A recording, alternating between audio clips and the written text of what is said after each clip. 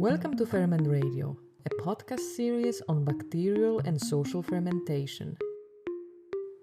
Fermentation can incite social actions, spark creativity, and bring surprising new tastes to our lives. My name is Aga Pokrivka, and I invite you to join us in a conversation on living interconnectivities, from macro to micro, from societal to cellular, and from global to personal.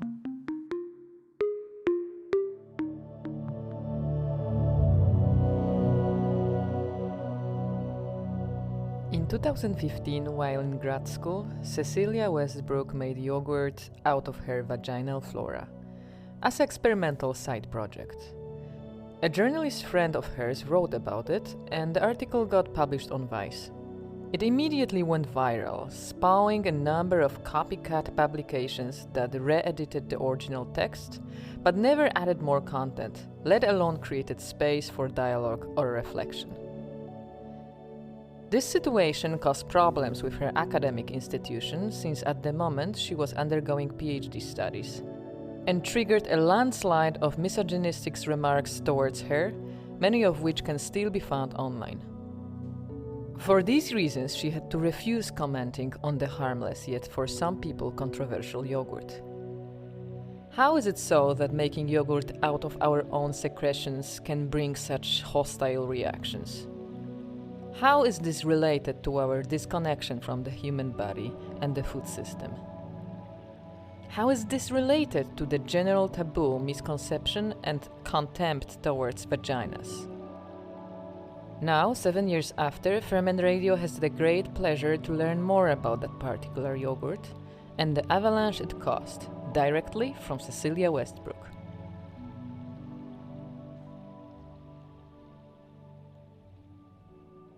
Why did you decide to say yes to this conversation? Because it's so many years, vaginal yogurt. It was 2015, 6 years ago. That's a good question.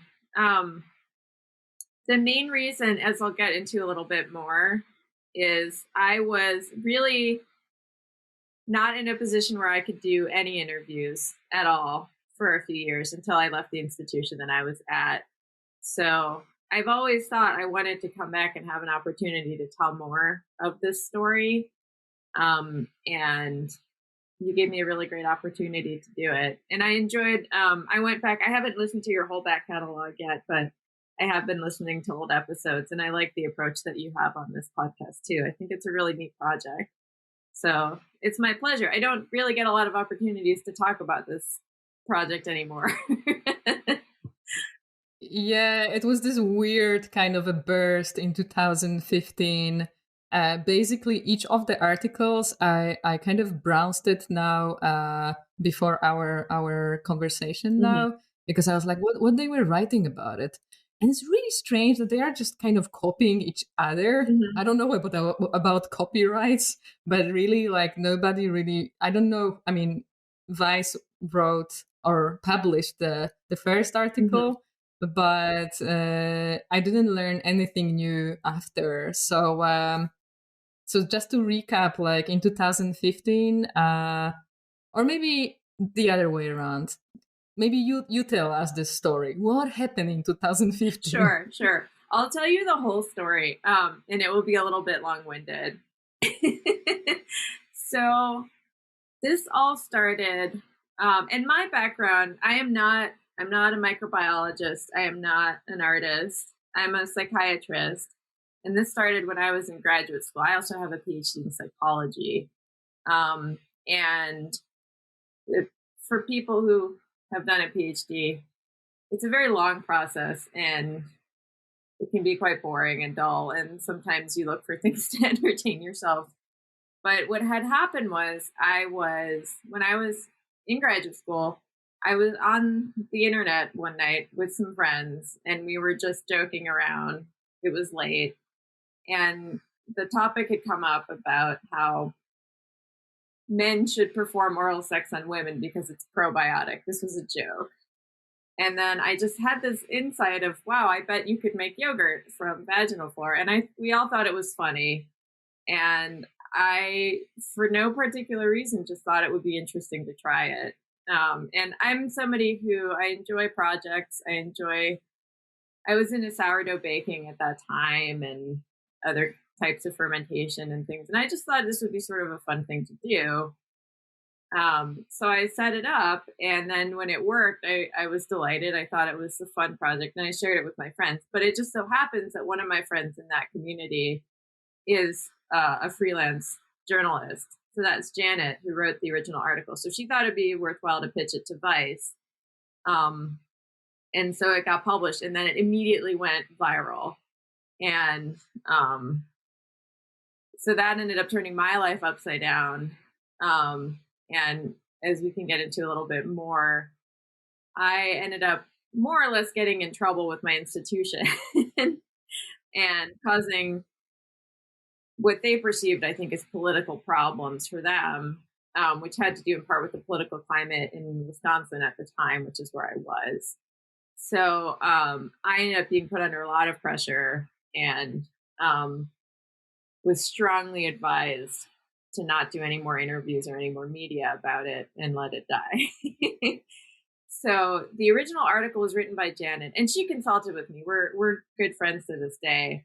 And there basically was no more coverage after that. And, it went viral. It bounced around to all of these copycat websites. So like you said, they re-edited the text and then they photoshopped my face next to pictures of yogurt or other ridiculous things.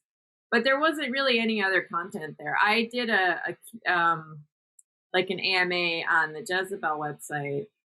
And then I did one other interview with an Irish public radio program that I don't even think I could dig up anymore if I looked for it. But after that, I was told in pretty much, no uncertain terms by my institution that they didn't want me to do any more interviews or any more media.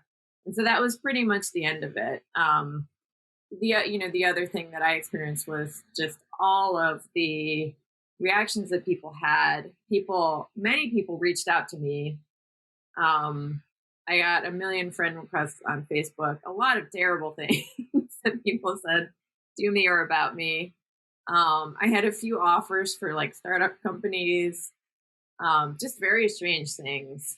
And as you mentioned, a lot of just sort of misogynistic, weird, things that people said on Twitter and that kind of thing. And so I lived through that for a while, and then eventually it kind of faded away. But to this day, if you search me on Google, you'll find some of my professional things, and then the rest of it is all pretty much vagina yogurt. So this is the legacy that I live with. Yeah, how you appear in my Google, I put your name, and then Google usually points you out like what to write farther, and it's your name and surname and yogurt. Yep.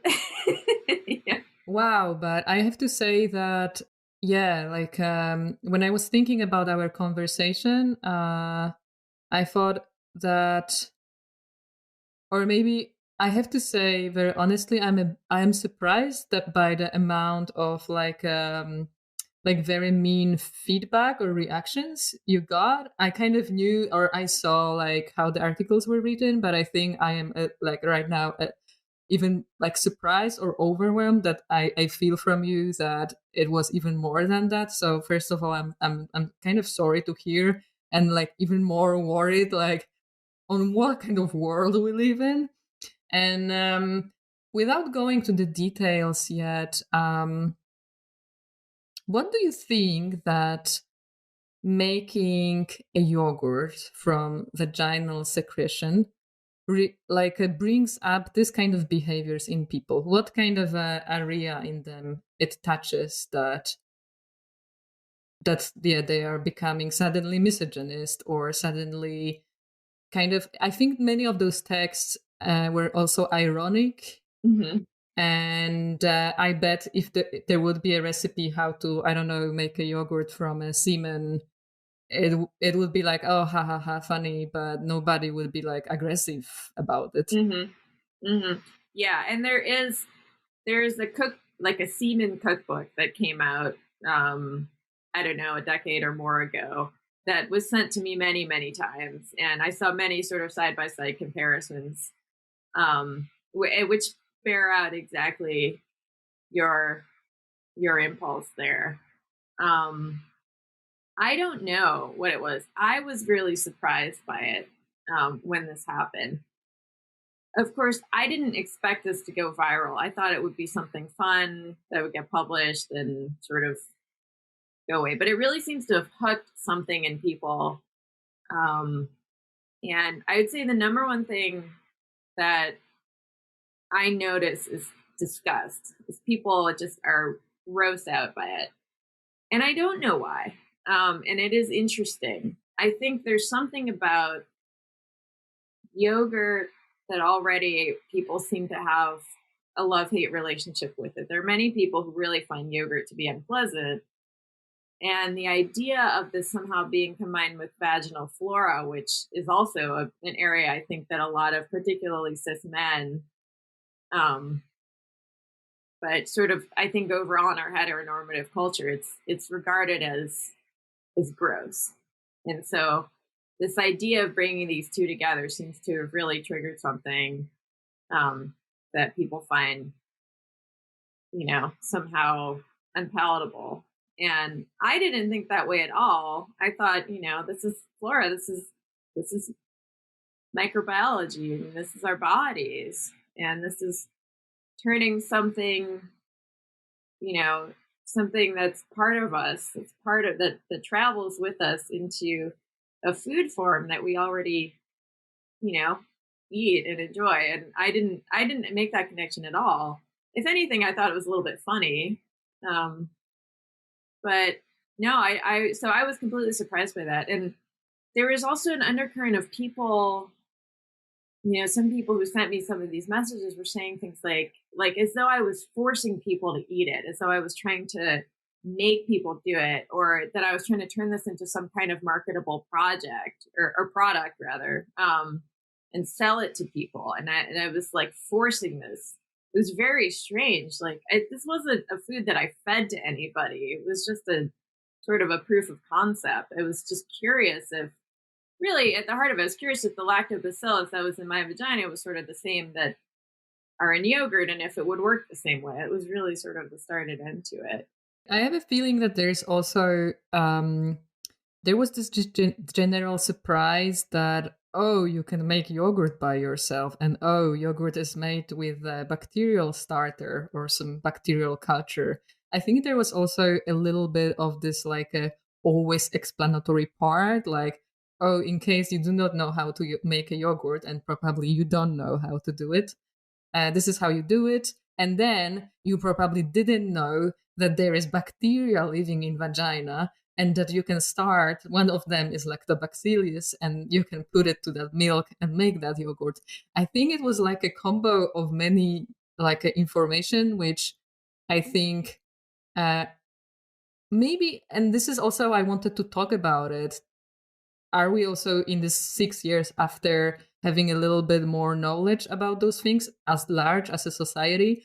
But I think that this disconnection from the food system, so I don't know how my food is being made, but also disconnection from own body and in general human body. I don't know as a person with a vagina how my vagina actually works, but also other people who could be interested in that vagina. They also don't want to know those details.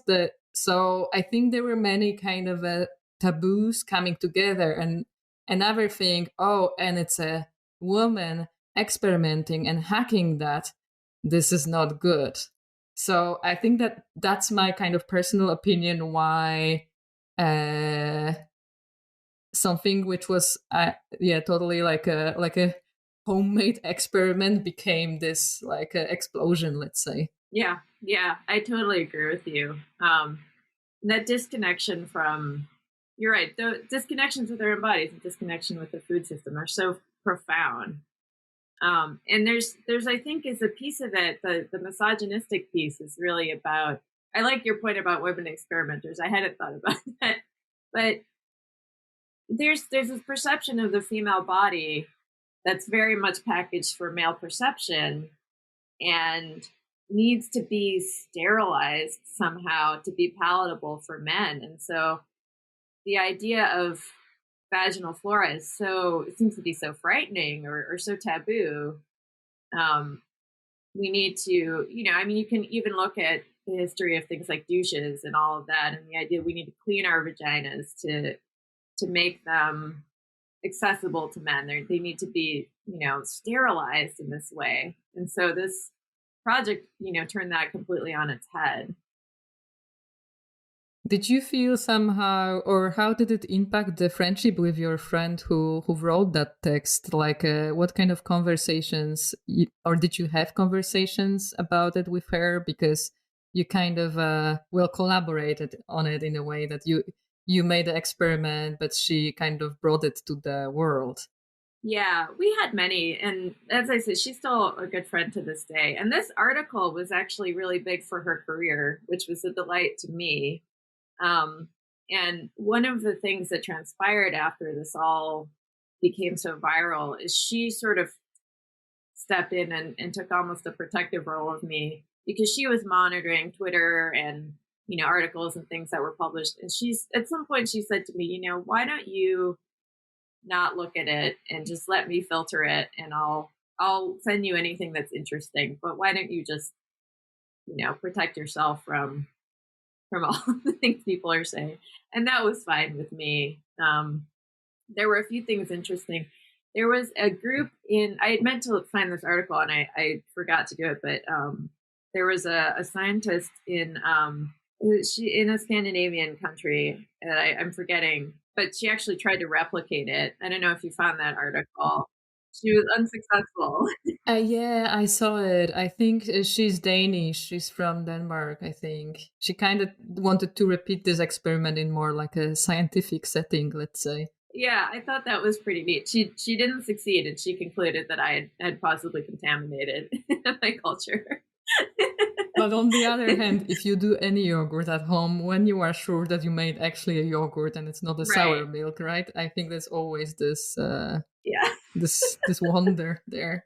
But coming to like a step-by-step instruction, like after you got the idea, right? Like you just like told us like how it came into being, and how did you come up with like the experiment, and how actually did you do it exactly? Was it more spontaneous, or you were like, oh, this milliliters of that, no. this many milliliters of this, and this temperature? No. Okay, so it was it's not super precise. No, I'm not that kind of person. I'm not that kind of scientist. But I did think I wanted to have a positive and a negative control to see if it really worked. I don't remember my logic at the time, but I either had some yogurt or I bought some yogurt, just commercially available live culture yogurt. And so I had 3 mason jars, I remember, and I think I bought a gallon of milk for this or something. But I filled them all up with milk. One of them I added nothing to. One of them I added yogurt to, like commercial yogurt, as a positive control. And then the last one, I collected a little bit of vaginal secretion using a spoon. It wasn't very sophisticated. And I put it in the third one. And when I did, I remember I left it. I read instructions for yogurt making. I never made yogurt before that, but I put it in my oven. It was a gas oven and the pilot light was on, and I left it. And I remember I did it in the morning and I checked it in the evening. And I think the commercial yogurt had turned into yogurt, and the vaginal one had not. And I thought, oh, this is a failure. But I just left it in the oven overnight. And then when I checked in the morning, about 24 hours later, they were both yogurts. So there's a possibility that the positive culture had somehow cross-contaminated the vaginal one. But I tried to be sterile as best as I could. But you never know. So, but it took about twice as long for that one. So it was whatever it was inoculated with, there was a much lower amount of it. But that was the whole thing. I have to confess that I tried to do this experiment on my own also, like a few years ago, but I was inspired by you, I have to say. And I did it in an art setting because I'm not sure if you were aware of that, but the action you did is kind of, I think if you would do it in art gallery setting, it wouldn't get this attention. Mm. Because people are like, oh, art is weird, and it has no like it is kind of detached from reality very often. But I did this series. I was looking for the way like people try to reuse themselves, like their body, making a yarn from Mhm. hair, making a yogurt from vaginal secretions, or I don't know, even doing salt from your sweat. Like all of those things are on internet, and I try to do like this, YouTube like tutorials, step by step, informing how to do those things. It was kind of a joke or provocation on those things, like, oh, we should recycle everything and so on. Of course, I'm not denying these things, but for me it's the questions like how far we can go with that. I did my yogurt too, and I used this like I don't know how this brush is called, but it looks a little bit like this brush for eyelashes. It's like a long and like with like a many little whiskers, let's say. So I used this one because I thought it can catch like a more content between the whiskers. Yeah, it did something, but for me it was also a question mark. Like, yeah, I'm not sure what it did it exactly. It did ferment, but who knows from what. So that's about the process. But you also mentioned about that in the institution where you were working at that time, this was a big problem. Would you like to tell us a bit more about it? Yeah. So, to my understanding, really the biggest problem, well, at the heart of it, I would say if I had to go back and do anything again, is I would, ask Janet not to publish the name of my institution because there was no reason to publish that. It didn't really add any. I think it was supposed to add maybe a little bit of sort of color, but it ended up essentially pulling them into it. And then they were very concerned about their image. The other thing that was happening is in Wisconsin at the time, we had a governor who was very hostile to higher education. And it just so happens that the same week that this article came out, a few days prior, he had announced a budget proposal which was going to cut like $300 million from the university system or something like that. And so my institution was on high alert at that time, and they didn't want any negative press at all, and they didn't want any perception that somehow that any public money might be being used for anything that could be remotely controversial, because they didn't want that to become a political football that could be used as an argument for a hostile government. And I'm sympathetic to that. It was really just an unfortunate timing. So if you stop and think about it at all, it's also like this was upsetting because there might have been public money used to study vaginas, which is like like the fact that that's political. I mean, it's unbelievable.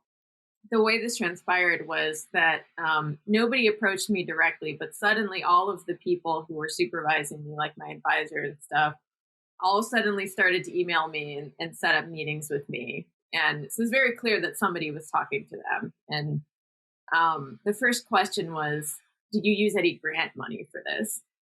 And I said, of course not. Like, I don't have a grant for, I study psychology.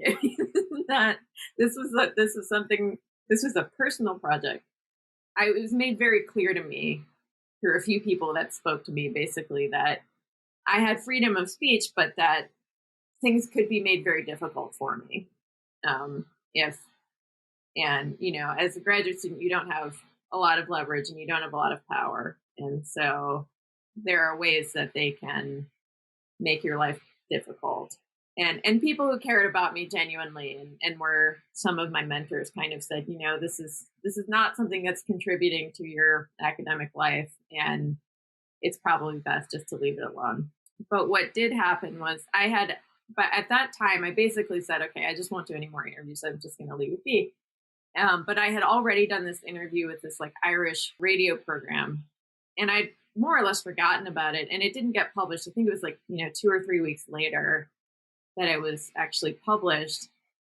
And the reason I found out that it had been published is actually I woke up to a chain of emails that had started at 6 a.m, like from our chancellor's office to all of the people, and then had filtered down to somebody emailing me and saying, I thought you said you weren't going to do any more interviews.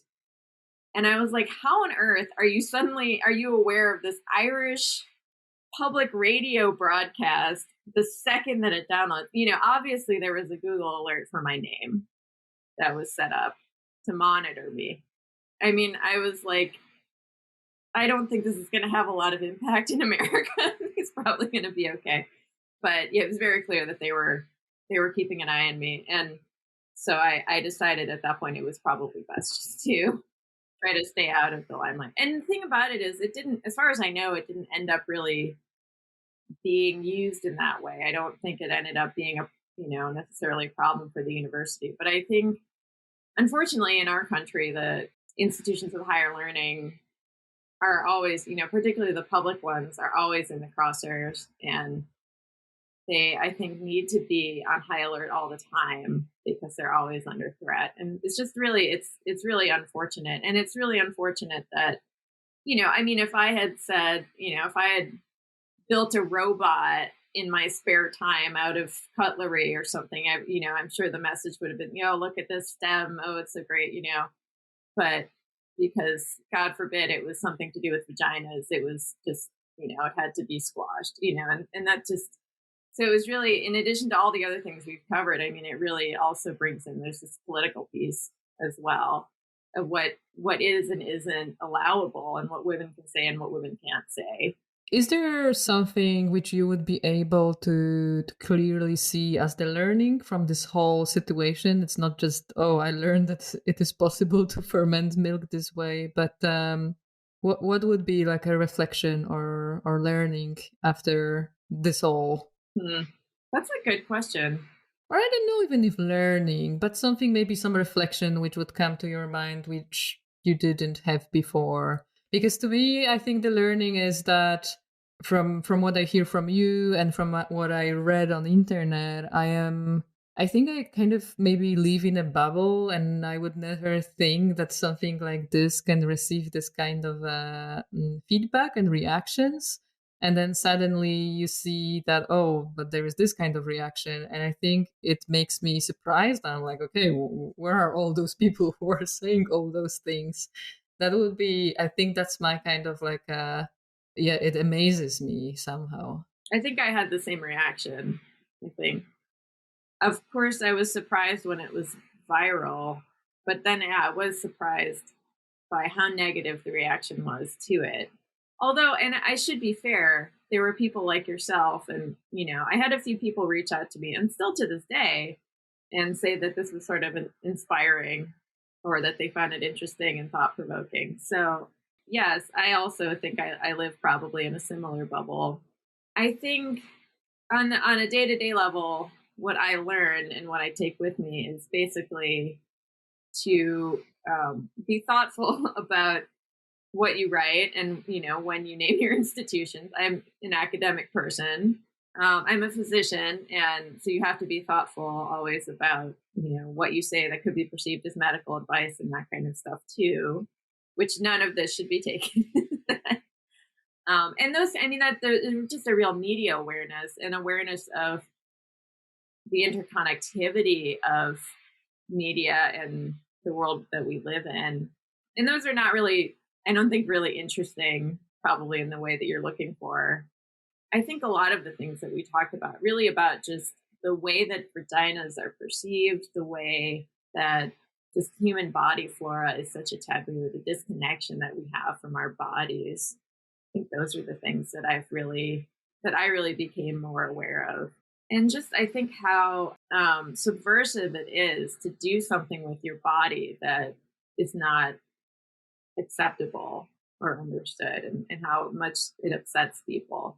Interesting that you were a physician, because I think there is something about like that sometimes doctors on a societal level, they have kind of a more of a right to look into the bodies of other people than those bodies themselves, like those people in those bodies themselves. Or definitely, I think this is super majorly, people would more trust the opinions of doctors about, oh, this looks this and that, and we cannot feel or see it ourselves. Mm-hmm. Yeah. Do you see it like in your practice? Like, actually, what's your specialty? Like, with what kind of patients do you work, if you don't mind sharing that?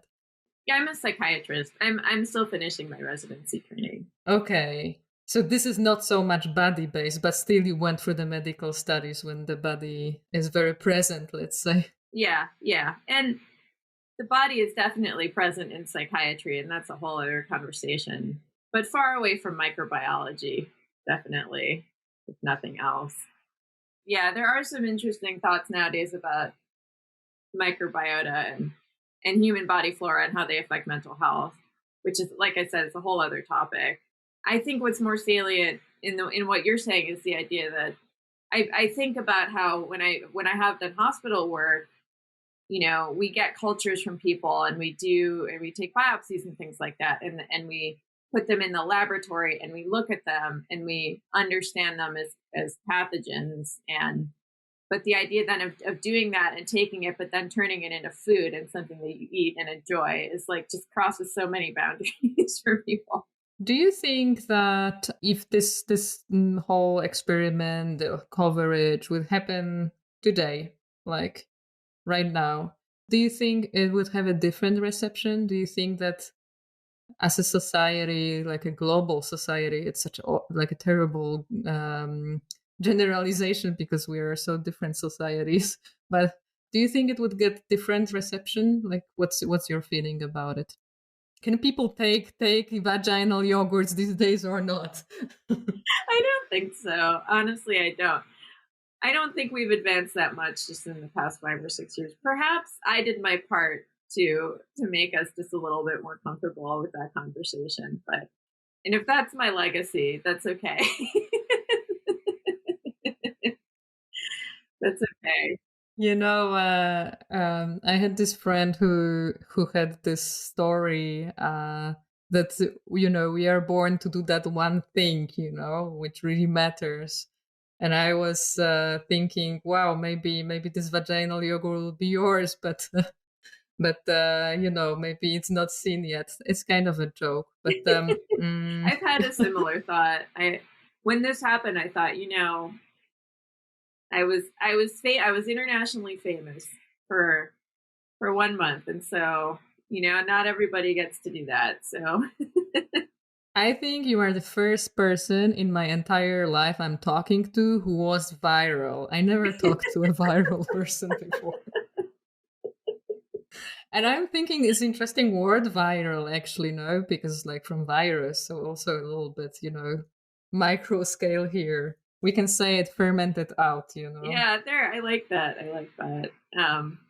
But no, it's an interesting thought though, because I'm thinking as you're talking about, there's little changes like the menstrual cups are more common and more accepted now, and now you have commercials where the liquid that pours onto a pad is red instead of being blue. And these little micro steps. And I think, if there is one thing I hope was impactful about this project, it's just making people think about vaginas a little more and having to have some of that conversation. I don't think we've moved the needle very far, but maybe we've moved it a little bit in the past 5 years. And that would be positive. That would make me feel good. I want to believe so too, but also I kind of I'm still thinking about the sentence you said that people felt somehow that you are trying to push on them that yogurt that was like not acceptable. But there is also another thing among those many we mentioned, like which were ingredients to this whole kind of viral eruption. Is this that okay? So why this person did it? Like, did she want to do it for money? Probably yes, right? so maybe there will be some idea of turning into the business. And you mentioned you had some startup offers, and then we will have to all eat it or something. I don't know. I think that people, for people it's very, or for many people it's very hard to kind of grasp it, that yeah, people are doing things for fun or curiosity. Yeah. And that's it, there is nothing behind it. Yeah, that's our capitalist world, isn't it? There's also another thing which made me think, in case of the vaginal yogurt, is that, you know, we talk these days a lot about feminism and I don't know, position of women in the society, and I feel like it sometimes come up in this actions, like, oh, I will stop to shave my armpits, or I will stop to shave my legs, or I will make the yogurt from my vagina because I own it. You know? And I think that for people who are kind of not accepting the idea of women being equal with all other people, they stick somehow their attention to these elements. Like, oh, so this is the liberation about, right? About making yogurt, or I don't know, not putting makeup on or something. And maybe this is another element why, yeah, why it got this attention. Yeah. Women's bodies are political spaces. One more question, and please also expand it with whatever is still on your mind, which should be voiced out. Because I think it's also like, so like reducing that, Cecilia, this person from vaginal yogurt, what we were saying before. I would like to tell us, because usually I ask this question at the beginning, like to the guest of Ferment Radio, like, so who you are. And I would like to finish with this, and let's stop to talk about this yogurt. Sure. Yeah, my name is Cece. I am, as I said, I'm a psychiatrist. I'm completing my residency training now. I have a PhD in psychology. I do research in mental health. I'm particularly interested in how people develop depression and anxiety disorders. I do primarily brain imaging work, so far away from microbiology most of the time. And all of this, really, I mean, it's so funny because this was really just something I did for fun, for some kind of entertainment. It really does not relate a lot to the work that I do professionally. And it just goes to show people can be multifaceted. So true, definitely. Yeah. I think if there's one other thing we didn't talk about that I usually try to bring up is that we're still not, I don't think anyone's really sure if this is a safe thing to do in terms of making yogurt from, I mean, really from any body culture, fermentation from, I know there's other people who've done things like make beer from, yeast, body yeast, and those kinds of things. But when I did this project, I realized I had this yogurt, and I realized I wasn't really sure if it was safe to eat because we have bacteria in our vaginas that can be pathogenic and others that can be good. And it made yogurt that looked and smelled okay, which is usually how we judge a ferment, right? But you don't really know. And the way that we know fermentation is something that really, and you've covered this so well in your podcast. It's an ancient knowledge. It comes down, and we know that these ferments are safe because, sometimes because the cultures we get are, we use them directly, or because we know that these are the situations that create safe bacteria and safe ferments. But, I'm sure vaginal yogurt, I bet it may have been a source for ferments in the distant past, and we don't know. But we just like the idea of a new type of fermentation is something that is completely unknown. It's so divorced from the way that we understand fermentation, right? So I would say, my professional advice is not that I'm giving advice technically, but I wouldn't necessarily do this or eat this because we don't really know if it's safe. And different people's biomes are going to be very different. So there's something interesting there, I think, in the idea that you can make your own ferment that'll be specific to you, that'll be different from anybody else's. And some people's may be safe and some people's won't. But the idea of something that you can, of producing a ferment that's not one that's been done for thousands of years and known and understood and known to be safe, it really makes you think about what role fermentation has in our society in general and how we relate to it. It's always an old practice. It's never something new.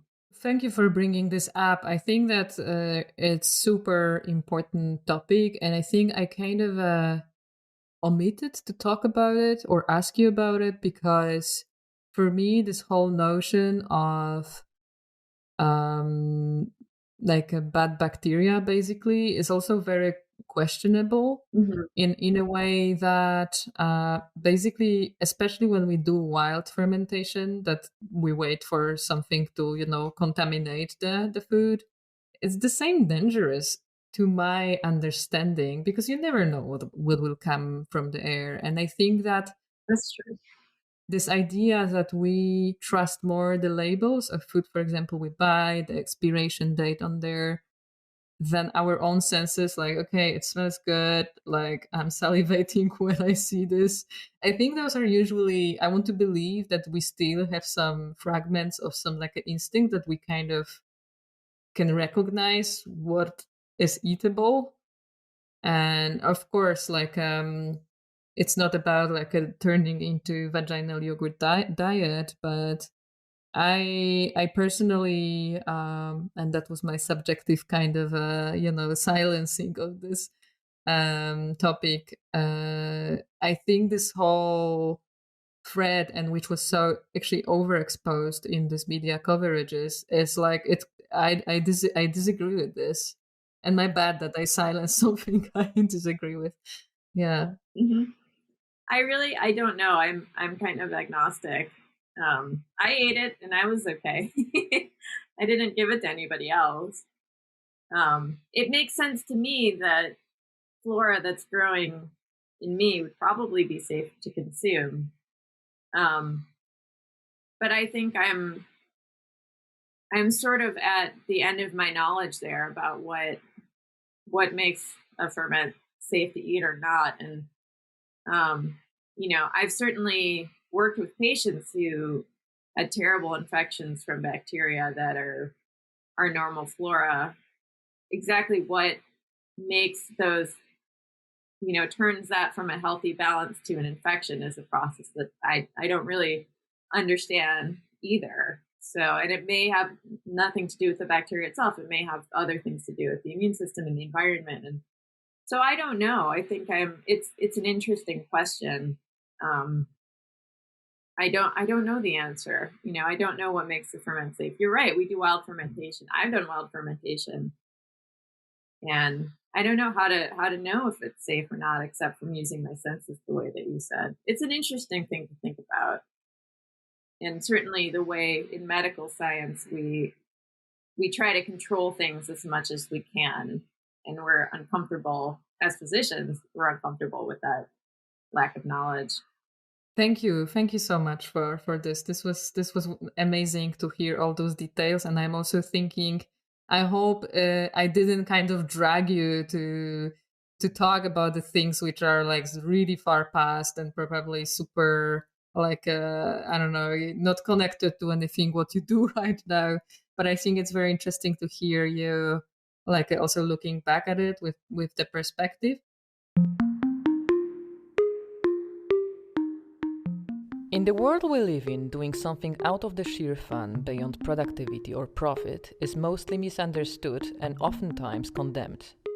Just like Cecile said, if she had built a robot out of the cutlery, nothing would have happened. But since she happened to use her own vagina for a project, all hell broke loose. Making yogurt out of her vaginal secretions brought a series of personal problems she would have never expected. But the fact it also brought forth political, economic, and social issues reveals how distant we are from our own bodies. It raised so many different questions, among them what is actually a good ferment? Is it so that our dependence on capitalism is such that we trust a company label more than our own doings? How far can we go with wild fermentation? Thank you, Cecil, for sharing this story with us. Stay tuned and keep fermenting. If you would like to know more about the show, listen to this episode again, or find previous episodes, please go to fermentradio.com. You can subscribe to this podcast on Spotify, Apple Podcasts, and more. I'm always looking forward to hearing from you at hello@fermentradio.com. Ferment Radio is produced by Super Eclectic and supported by Arts Promotion Center Finland.